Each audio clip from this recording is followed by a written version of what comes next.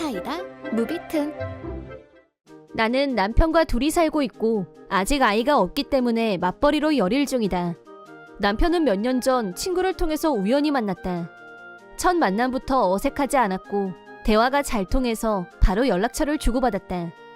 그 후 둘이서만 따로 만남을 갖다가 사귀는 사이로 발전했다. 그리고 교제한 지 반년이 지나 근사한 레스토랑에서 남편에게 적극적으로 프로포즈 받았다. 나는 너무 기뻤고 남편의 프로포즈를 그 자리에서 승낙했다. 그리고는 정신없이 양가 부모님을 찾아가 인사드리고 결혼식에 대해서 상의하는 단계가 됐는데 서로 직장에서 하는 일이 매우 바쁜 시기였기 때문에 아쉽고 섭섭했지만 혼인신고만 하고 식은 생략했다. 신혼집은 따로 구하지 않고 내가 남편이 살던 집으로 옮기는 정도로 마무리.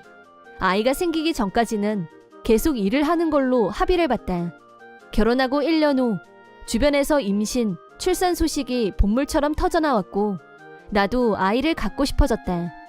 직장을 정리하고 임신에 집중할까 라는 고민을 할 무렵 남편이 내 생일에 깜짝 선물을 준비했는데 디자인이 너무 마음에 들어서 내가 예전부터 갖고 싶어 했던 자동차였다.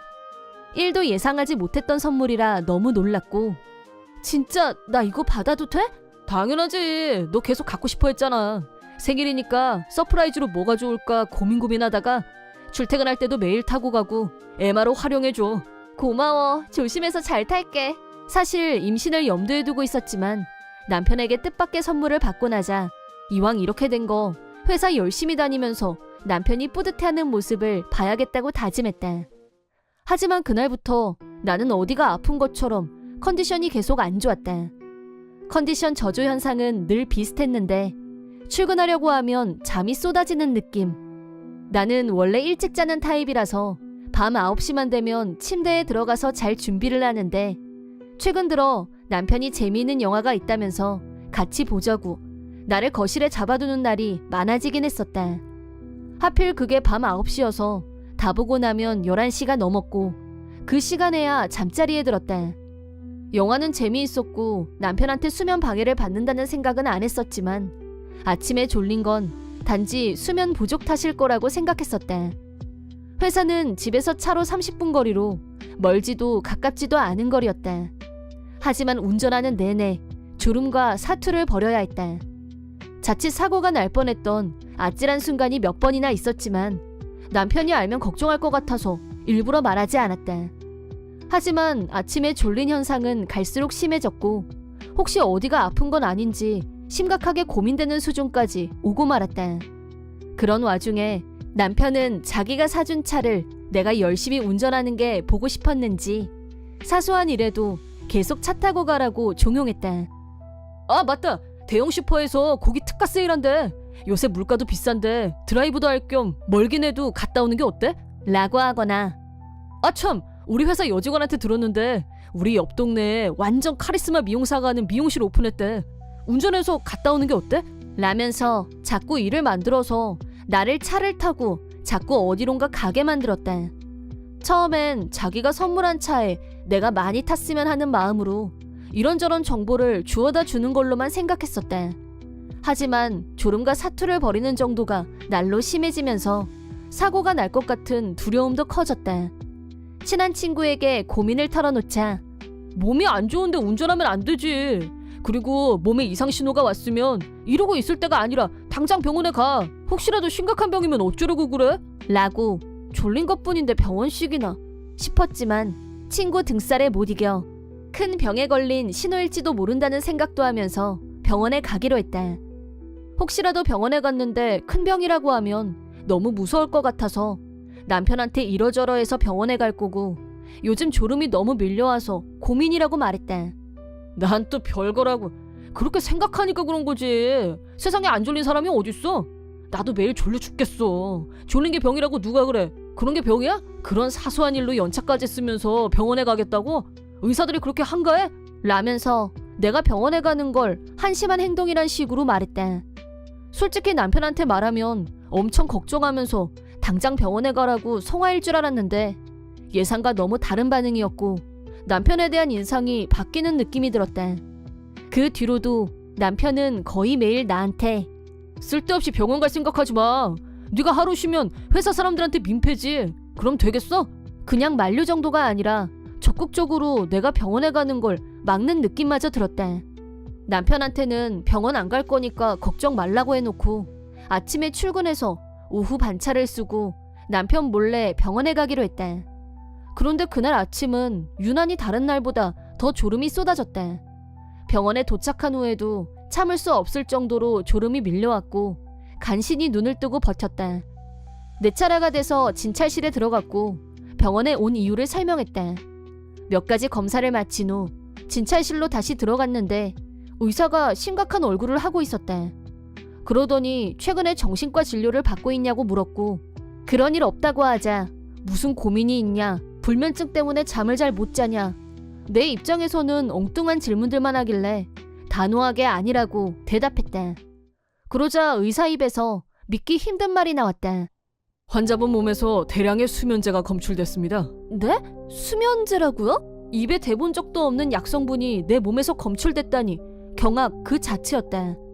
의사 말로는 내가 필요 이상의 수면제를 복용했기 때문에 자살 충동을 느낀 게 아닌가 라는 의심이 들었다는 거였다. 내가 언제 심하게 졸렸었는지 의사에게 설명하는 동안 공포 영화의 한 장면처럼 남편 얼굴이 떠올랐다. 최근 들어 남편은 툭하면 나 혼자 드라이브를 하게 만들었다. 그리고 졸음과 사투를 벌인 시기와 자동차를 선물 받은 시기가 겹친다는 사실을 깨달았다. 순간 등골이 오싹해지는 공포를 느꼈다. 의사는 내가 수면제를 먹은 적이 없다면 경찰에 찾아가서 상담할 것과 즉시 남편과도 거리를 두는 게 좋겠다고 조언했다. 최소한 집에서 먹는 음식은 조심할 필요가 있다는 말도 했다. 최근에 남편은 몸에 좋다면서 매일 아침 나한테 스무디를 직접 만들어서 마시게 했다. 그뿐 아니라 내가 차를 타고 나갈 때는 항상 마실 것을 만들어서 내 손에 들려줬다. 아마도 거기에 수면제가 들어있었던 게 분명했다. 병원에서 돌아온 나는 집안 곳곳을 뒤지기 시작했다. 그러다 남편이 사용하는 화장품이 들어있는 박스 안에서 수면제를 발견한 순간 숨이 멈칫했다. 남편은 나를 죽이려고 작전 중인 게 분명했다. 그래야 하는 이유가 있다면 불륜. 그것밖엔 생각나는 게 없었다. 상대가 누군지 찾아내서 증거를 꼭 잡고 싶었지만 궁지에 몰려있는 건 나였고 그럴 여유가 없다는 생각이 든 나는 시부모님께 사정을 말씀드린 후 즉각 와달라고 부탁했고 함께 남편을 기다렸다. 그 사이에 혹시라도 무슨 증거가 나오지 않을까 사방을 살펴봤는데 쓰레기통에서 나는 가본 적도 없는 호텔 영수증이 발견됐다. 저녁이 되어 남편이 돌아왔고 시부모님을 보더니 무슨 일이 있냐고 가볍게 물어보다가 테이블 위에 올려져 있는 수면제를 본 순간 너무 티나게 멈칫했다. 그러자 나보다 먼저 시아버지가 이게 뭐냐고 물었고 수면제를 수면제라고 대답도 못하고 눈을 이리저리 굴리면서 내 친구가 약 좀 구해달라고 해서 동문서답 엉뚱한 대답을 했다.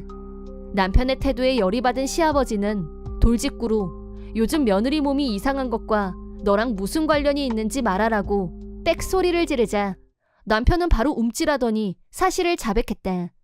남편은 평소에도 시아버지를 무서워했고 그게 이번에도 영향을 줬을 거라고 본다.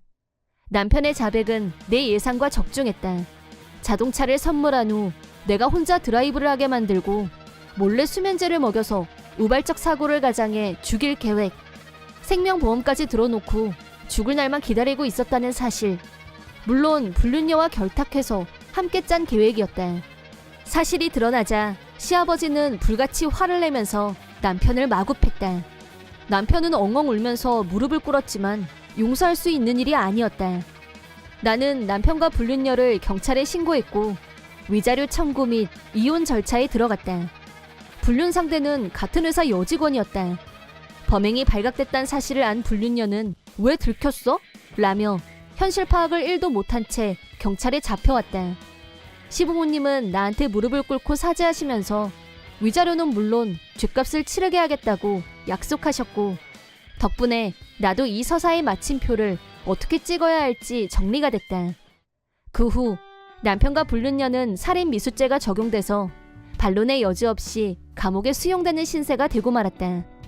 나는 여러 차례에 걸쳐 병원 치료를 받으면서 몸속에 있는 유해 성분을 제거해냈다. 자기 손에 피 안 묻히고 나를 죽이려고 한 두 사람은 앞으로 꽤 오랜 시간 동안 좁은 감옥방에 갇혀 지내는 신세가 되겠지만 마땅히 벌을 받아야 한다고 생각한다.